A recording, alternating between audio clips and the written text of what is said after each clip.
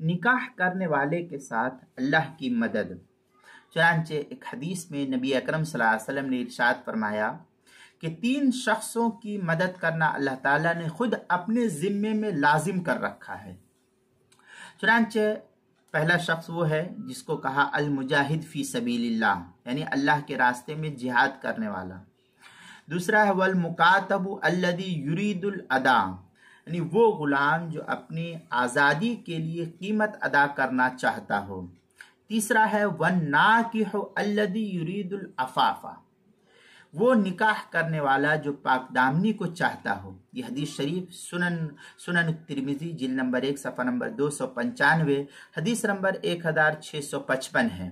السنن الکبریٰ للبیہقی جلد نمبر 7 صفحہ نمبر 134، حدیث نمبر 13456 ہے۔ سنن النسائی جلد نمبر 2 صفحہ نمبر 58، الترغیب والترہیب جلد نمبر 2 صفحہ نمبر 257، حدیث نمبر 1967 ہے۔ اب اس حدیث شریف سے یہ معلوم ہوتا ہے کہ عفت اور عصمت اس کے تحفظ کے لیے اس کی حفاظت کے لیے جو شخص نکاح کا ارادہ کرے گا اور یہ سوچے گا کہ میں اس کے ذریعے سے گناہوں سے بچتا رہوں، تو اللہ تعالیٰ کی مدد اس کے ساتھ شامل حال ہوگی، اور اللہ تعالیٰ سے یہی جو ہے امید رکھنی چاہیے۔ چنانچہ اس کی تھوڑی سی تفصیل جو ہے کتاب المسائل کی 4 جلد صفحہ 36 پر نقل کی گئی ہے، وہاں بھی دیکھ سکتے ہیں۔